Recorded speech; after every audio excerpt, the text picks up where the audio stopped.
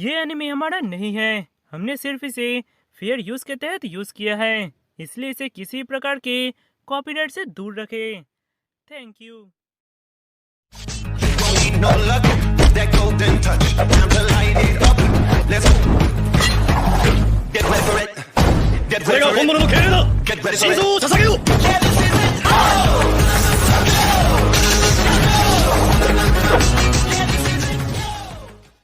Episode के start में बरूटो ओनिकी को लेकर उन आकुट से छिपते हुए भाग रहा होता है। तो वो बोलता है, मुझे जल्द से जल्द इनोजिन और बाकी के पास जाना होगा।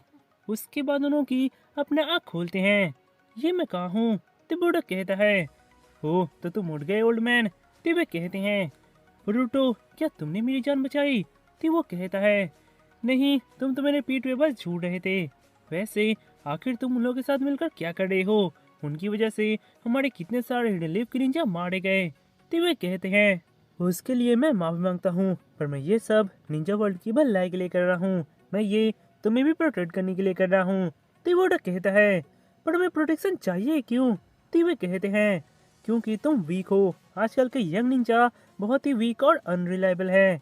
यह सुनकर बोरुटो कहता है, क्या कहा आपने? शायद आपको पता नहीं, पर मैंने ओसुस्की को हराया है। तो वे बोलते हैं, अपना बकवास बंद करो, तुम ये कभी नहीं समझ पाओगे। तो बोरुटो कहता है, ठीक है, अगर ऐसा है तो मैं चला। तो वे कहते हैं, तुम यहाँ से कहीं नहीं जा सकते। किसने सोचा था कि तुम मुझे लेकर इस जगह में आओगे? ये है सेंजू प्लेन्स और ये एक पावरफुल बैरियर से घिरे हुए हैं। एक बार अगर तुम इसके अंदर आ गए तो इजीली बाहर नहीं जा पाओगे। तो ये बोरुटो कहता है, तुम मुझे झूठ बोलकर यहाँ नहीं रोक पाओगे।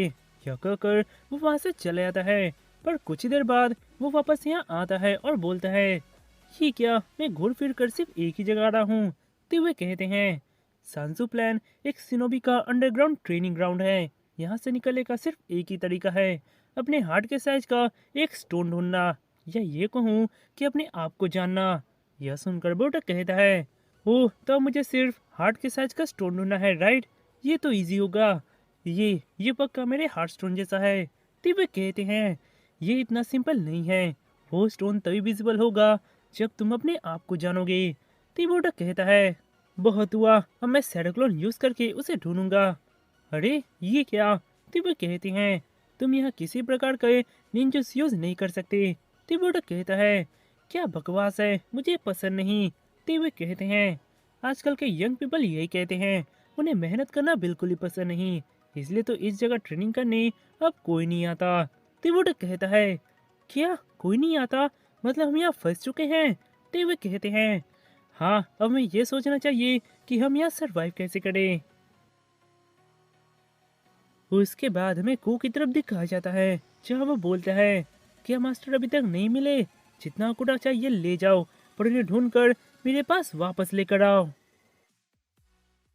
उसके बाद हमें इनोजिन की तरफ दिखाया जाता है, जहाँ पर वो उस छोटे से आकुड़ा के साथ खेल रहा होता है। तभी वहाँ शारदा और चोचो आती है।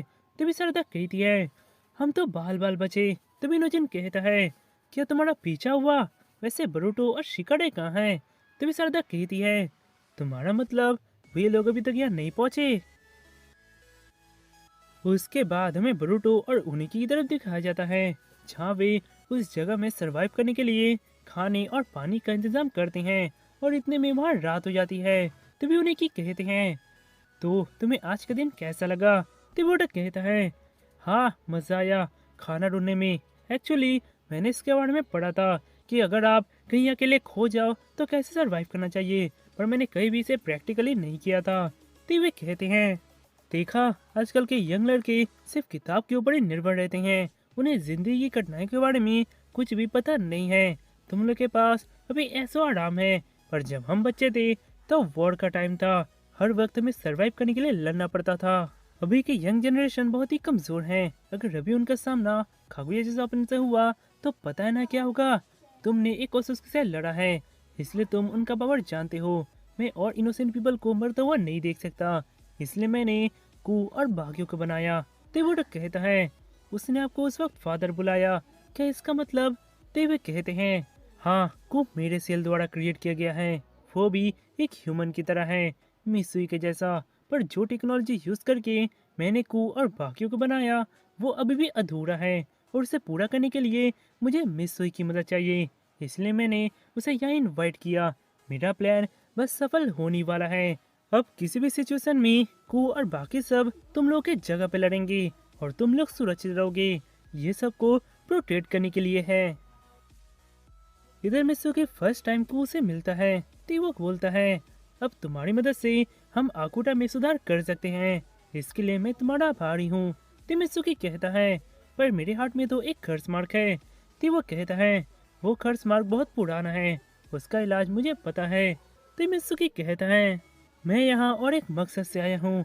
हम ह्यूमन द्वारा क्रिएट किए गए हैं, इसीलिए मुझे जानना था कि क्या हमारा विल हमारा खुद का है या ये भी ह्यूमन द्वारा क्रिएट किए गए हैं। को कहता है, हाँ मैं मानता हूँ कि हमारा बॉडी खाली है, हम क्रिएट किए गए हैं, पर इसका मतलब ये नहीं कि ये विल हमारा नहीं है। मेरे मास्टर ने जो मिशन मुझे दिया है वही मेरा विल है। जैसे तुम्हारा यहाँ आना ये तुम्हारा विल था। हमारे पास आत्मा नहीं है, पर इससे कोई फर्क नहीं पड़ता, ये सिर्फ देखने का नजरिया है। उसके बाद कियारा और बाकी सब ह्यूमन के बारे में एक दूसरे से बहस कर रहे होते हैं, पर तभी अचानक उन दोनों की हालत खराब होने लगती है। इधर बरूटो अकेले बैठकर उनुकी की बातों के बारे में सोच रहा होता है।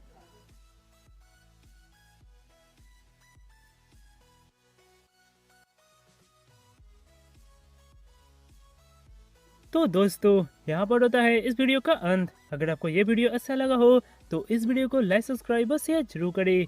तो चलिए मिलते हैं हमारे नेक्स्ट वीडियो में। तो तब तक के लिए सायोनारा।